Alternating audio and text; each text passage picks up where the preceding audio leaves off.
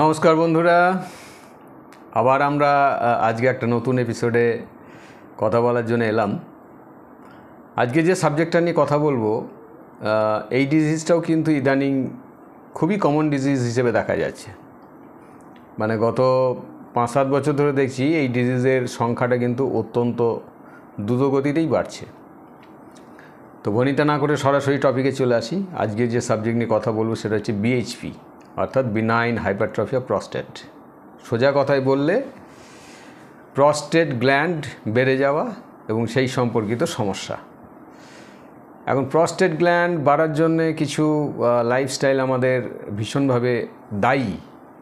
তো আপনারা খুব ভালো করেই জানেন যে আমি ভিডিওতে শুধু মেডিসিন নিয়ে কথা বলার জন্য আসি না, লাইফস্টাইল চেঞ্জ এবং নিজেদেরকে সংশোধন করে কি করে ডিজিজ ফ্রি লাইফের দিকে যাওয়া যায় সেই সম্পর্কে আলোচনাটাই হচ্ছে আমার চ্যানেলের মেন উদ্দেশ্য।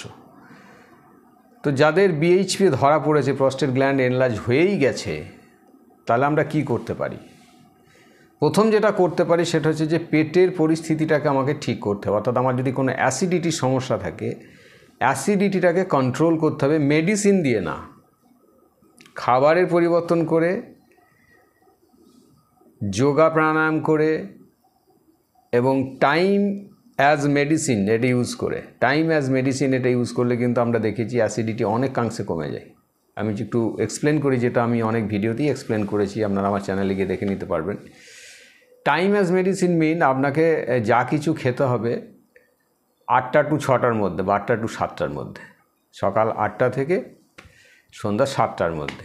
এই টাইমের মধ্যে যদি আপনি খাওয়া দাওয়া করেন এবং এই টাইমের মধ্যে যদি আপনার খাওয়া দাওয়া একটা নির্দিষ্ট গ্যাপে হয় এবং আপনি খিদে পেয়েছে তবেই খাওয়া দাওয়া করেন, ঘড়ি দেখে নয়, এবং এই টাইমের মধ্যে আপনি যে খাবারটা খাচ্ছেন, খেতে খেতে জল খাচ্ছেন না, খাবার 1 ঘন্টা আগে জল খাচ্ছেন, খাবার 1 ঘন্টা পরে জল খাচ্ছেন, এই প্রসেস যদি আপনি ফলো করেন, আপনি মোটামুটি একটা শিওরিটি পেতে পারেন যে আপনার অ্যাসিডিটি ধীরে ধীরে কন্ট্রোল হয়ে যাবে এবং আপনার পেট পরিষ্কার হওয়া শুরু হয়ে যাবে।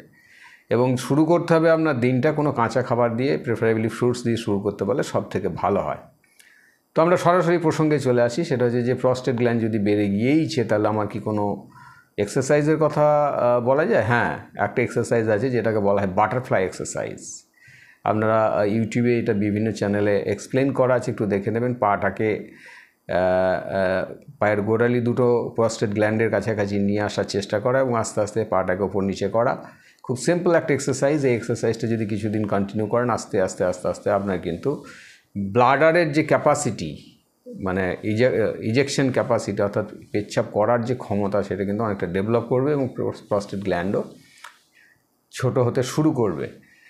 এখন ডাক্তার হিসেবে যখন এসেছি তখন আপনি এটাই ওয়েট করছেন যে ডাক্তারবাবু কখন মেডিসিনের কথা বলবে। হ্যাঁ, মেডিসিনের কথা নিশ্চয়ই কিছু বলবো, যেগুলো আমাদের অভিজ্ঞতায় পেয়েছি, কিন্তু বারবার অন্যান্য ভিডিওর মতো এই ভিডিওতে বলে রাখি যে মেডিসিন ইউজ করার আগে আপনার লোকাল কোনো ডক্টর বা আমাদের সঙ্গে অনলাইনে কনসালটেন্সি নিয়ে আপনি মেডিসিনটা ইউজ করলে আরও বেটার রেজাল্ট পাবেন এবং সেটাই হওয়া উচিত। কারণ মেডিসিন তো, এটা তো কোনো খাবার না।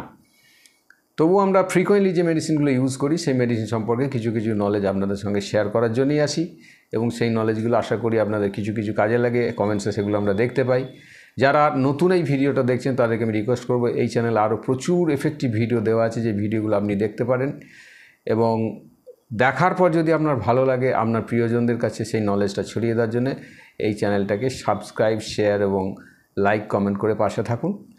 তো চলুন আমরা কয়েকটা মেডিসিনের কথা জেনে নিই। বিএইচপি একটা ভেরি কমন ডিজিজ আজকের ডেটে, এবং বিএইচপি যাতে না হয় এইটার জন্য আমরা কি করতে পারি? যাদের আমাদের এজ 45-50 হয়ে গেছে, তারা আমরা ন্যাট্রাম সালফ 6X এই বায়োকেমিক ট্যাবলেট দিনে 4টে করে 2বার যদি টানা 3 সপ্তাহ, বছরে 2-3 বার খাই, তাহলে কিন্তু আমার প্রস্টেট গ্ল্যান্ডের বৃদ্ধিটা হওয়াটা আগে থেকে আটকানো সম্ভব। নেক্সট আমি যে মেডিসিনটার কথা বলবো সেটা হচ্ছে যে ব্যারাইটা কার্ব। কীরকম ধরনের মেডিসিন? এই মেডিসিনটা তাদের ক্ষেত্রেই প্রযোজ্য যাদের একটু বুদ্ধিশুদ্ধি কম এবং যাদের ব্লাডার ঠিকঠাক খালি হচ্ছে না। তারা যদি ব্যারাইটা কার্ব 200 পোটেন্সি দিনে 3 বার করে পরপর 2 দিন খেলেন, আবার কিছুদিন ওয়েট করলেন 15 দিন মতো, তারপর আবার এটা রিপিট করলেন, তাহলে আপনি দেখবেন যে আপনার ব্লাডার ক্যাপাসিটি ভালো হচ্ছে, বা আপনার প্রস্টেটের যে প্রবলেম অর্থাৎ বারবার প্রস্টেট ইউরিন করতে যাওয়া, ইউরিন খালি না হয়, এগুলো অনেকটা আপনার হেল্প করছে। নেক্সট আমি যে মেডিসিনটা বলবো সেটা হচ্ছে যে সাবাল সেরুলেটাম মাদার, যেটার কথা আপনারা প্রায় সবাই শুনেছেন বা শুনে থাকেন। সেটা নো ডাউট একটা রিমার্কেবল রেমেডি, খুব ভালো কাজ করে। সাবাল সেরুলেটাম মাদার আপনি কিভাবে খেতে পারবেন, যদি দেখেছেন আপনার আলট্রাসোনোগ্রাফি করে আপনার প্রস্টেট গ্ল্যান্ড বেড়ে গেছে, তাহলেই আপনি কিন্তু এই মেডিসিনটা স্টার্ট করবেন। দিনে 3 বার করে 10 থেকে 15 ফোঁটা আপনি টানা 2 মাস 3 মাস যদি খান, দেখবেন আপনার যে সিমটমগুলো ছিল, বারবার ইউরিন হওয়া, ইউরিন ধরে রাখতে না পারা, কি স্লাইট কোনো পেইন টেন হতো, সেগুলো কিন্তু আস্তে আস্তে ইমপ্রুভ করতে শুরু করে দেবে।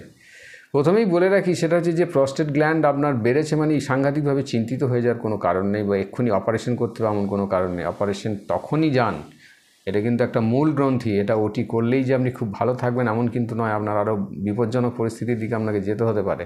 সেই জন্য ওটি করার আগে 10 বার ভাবুন, অল্টারনেটিভ থেরাপিজের কথা ভাবুন, লাইফস্টাইল চেঞ্জ করুন। তারপর যখন দেখবেন যে আর সহ্য করা যাচ্ছে না বা কোনো রকম পরিবর্তন আসছে না, তবেই আপনি ওটির কথা ভাবুন। কারণ ওটি করলেন মানে, কেটে ফেললেন মানে, এটা কিন্তু আর রিভার্স ব্যাক করার কোনো জায়গা নেই। এটা এমন একটা গ্ল্যান্ড, এটা কেটে ফেলার পর কিন্তু আপনার শরীরের অনেক কিছুই কমজোরি হতে শুরু করে দেবে। তো নেক্সট আমি একটা মেডিসিনের কথা বলি, সেটা হচ্ছে কোনিয়াম ম্যাক। আপনার হয়তো তলপেটে হালকা হালকা ব্যথা হচ্ছে, আপনি মুভমেন্ট করলে ব্যথা হচ্ছে, রেস্টে কমে যাচ্ছে। আপনার এমনও হতে পারে যে আপনার মিসেস হয়তো একটু আর্লি স্টেজে আপনাকে ছেড়ে চলে গেছেন, সেই জন্য আপনার হয়তো সেক্সুয়াল জায়গাটাও সেইভাবে স্যাটিসফ্যাকশন